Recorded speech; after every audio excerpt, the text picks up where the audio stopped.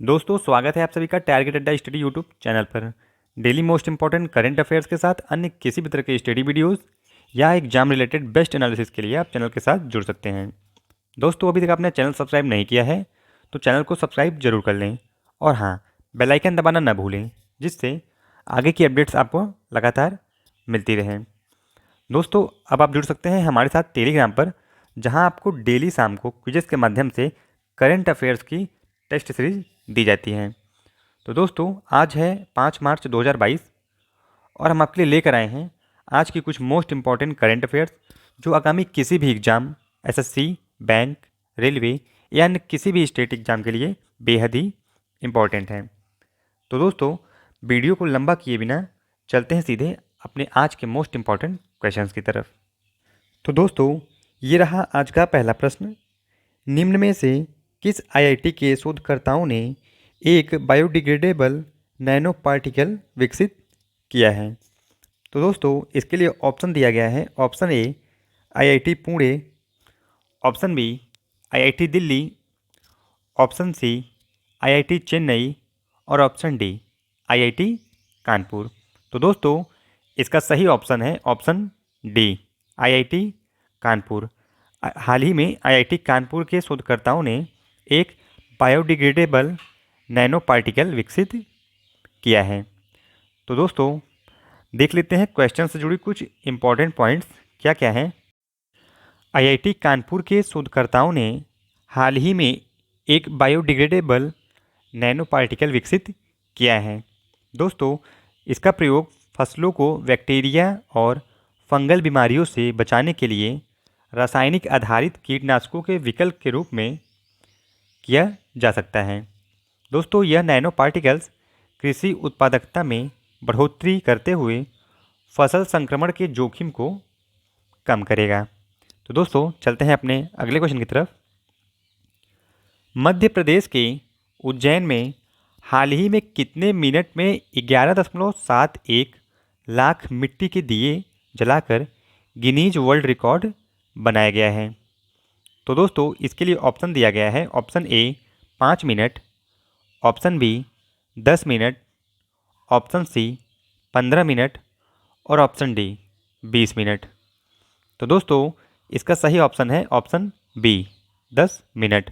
मध्य प्रदेश के उज्जैन में हाल ही में 10 मिनट में 11.71 लाख मिट्टी के दिए जलाकर गिनीज वर्ल्ड रिकॉर्ड बनाया गया है। तो दोस्तों चलिए देखते हैं क्वेश्चन जुड़ी कुछ इंपॉर्टेंट पॉइंट्स को। शिव ज्योति अर्पणम महोत्सव में मध्य प्रदेश के उज्जैन ने हाल ही में 10 मिनट में 11.71 लाख मिट्टी के दिए जलाकर गिनीज वर्ल्ड रिकॉर्ड बनाया है।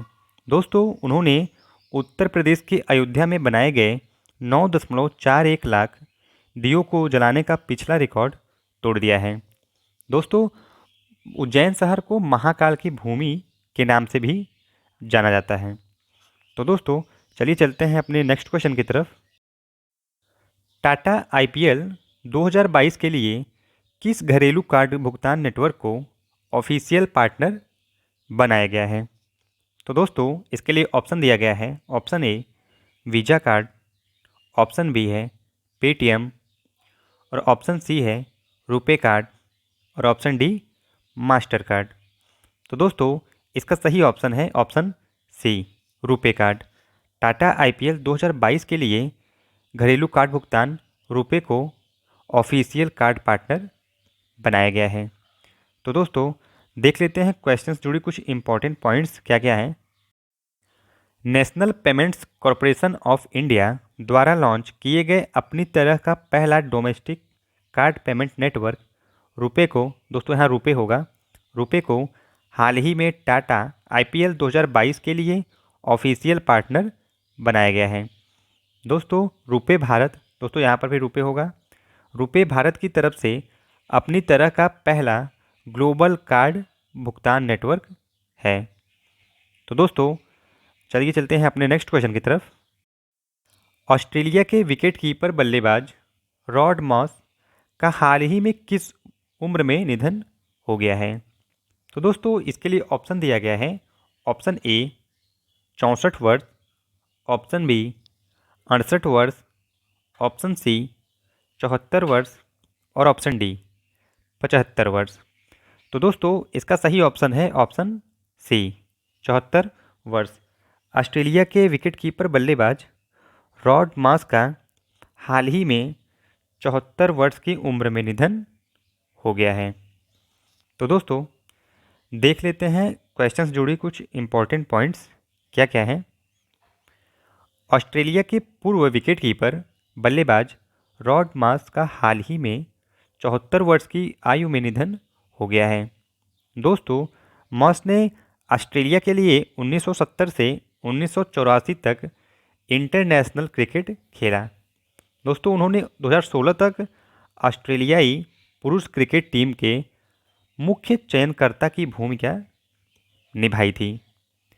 तो दोस्तों चलिए चलते हैं अपने आज के अगले क्वेश्चन की तरफ। सतत विकास सूचकांक में भारत कौन से स्थान पर रहा है? तो दोस्तों इसके लिए ऑप्शन दिया गया है। ऑप्शन ए 20वें स्थान पर, ऑप्शन बी 55वें स्थान पर, ऑप्शन सी 78वें स्थान पर और ऑप्शन डी 120वें स्थान पर। तो दोस्तों इसका सही ऑप्शन है ऑप्शन डी। सतत विकास सूचकांक में भारत 120वें स्थान पर रहा है। तो दोस्तों देख लेते हैं इस क्वेश्चन से जुड़े कुछ इंपॉर्टेंट पॉइंट्स क्या क्या हैं। सतत विकास सूचकांक 2021 या एसडीजी इंडेक्स 2021 में भारत 120वें स्थान पर रहा है। दोस्तों इसमें भारत 100 में से 60.07 स्कोर किया है। दोस्तों यहाँ स्कोर होगा, जबकि पिछले वर्ष भारत की रैंकिंग 117 थी।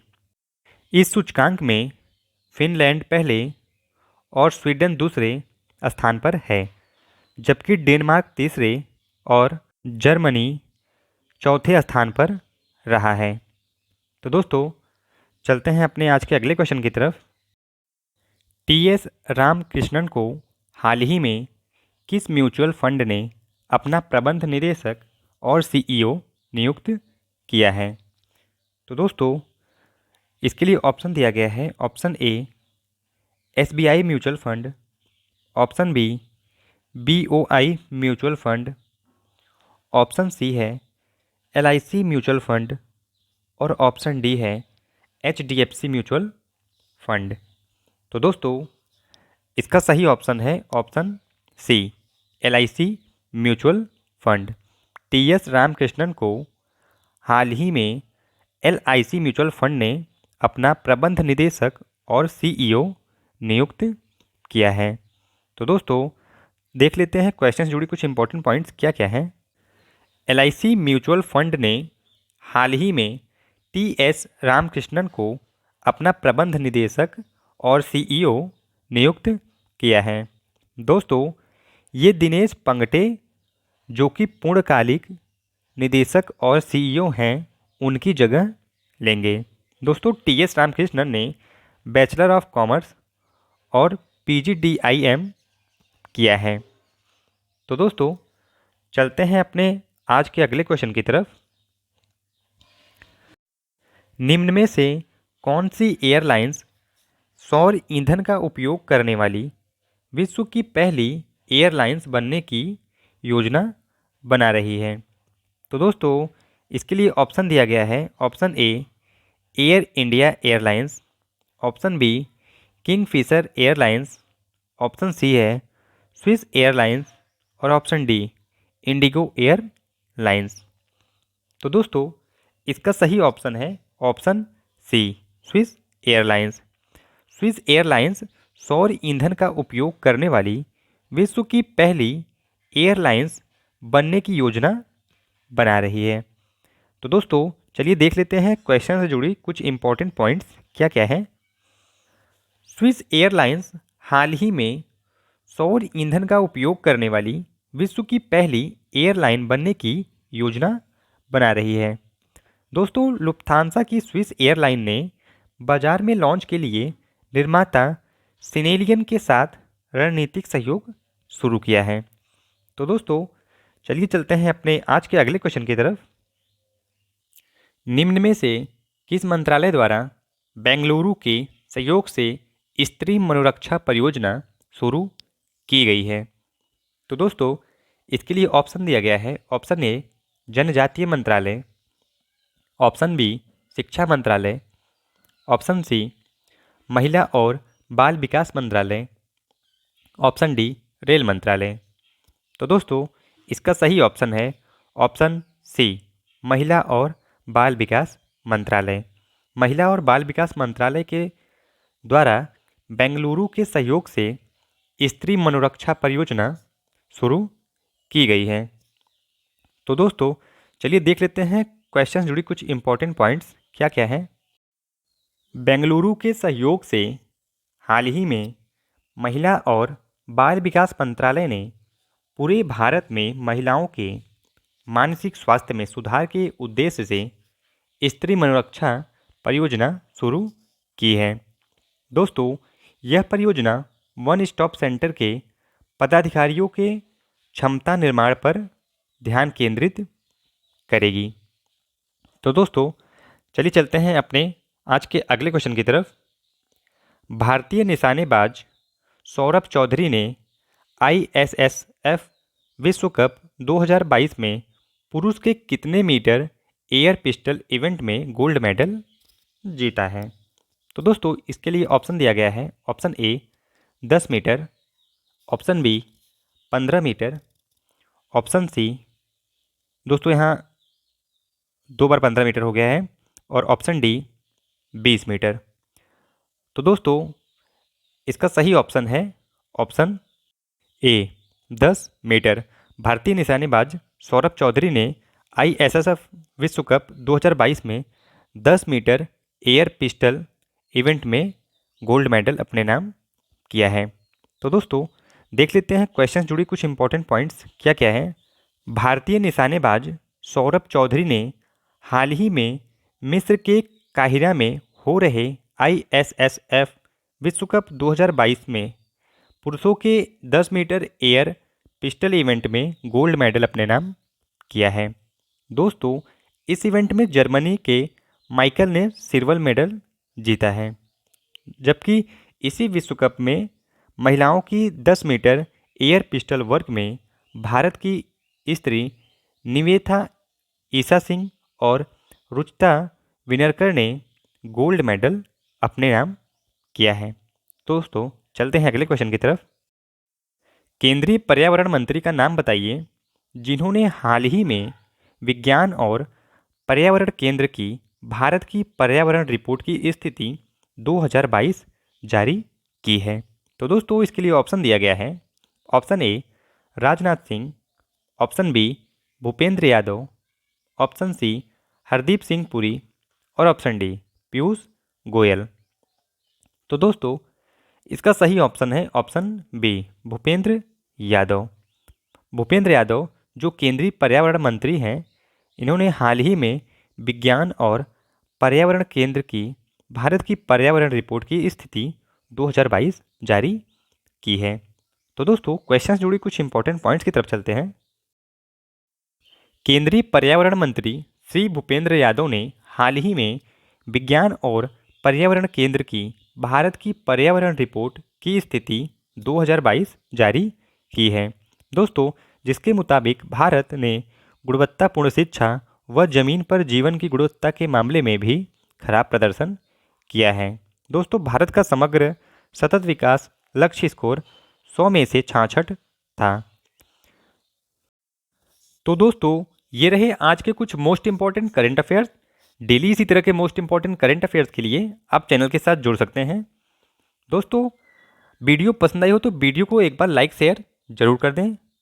दोस्तों वीडियो की PDF आपको टेलीग्राम चैनल पर मिल जाएगी। टेलीग्राम चैनल का लिंक डिस्क्रिप्शन में दिया गया है, जाकर टेलीग्राम चैनल जरूर ज्वाइन करें। तो दोस्तों कल फिर मिलते हैं कुछ मोस्ट इंपॉर्टेंट करंट अफेयर्स के साथ। तब तक के लिए जय हिंद।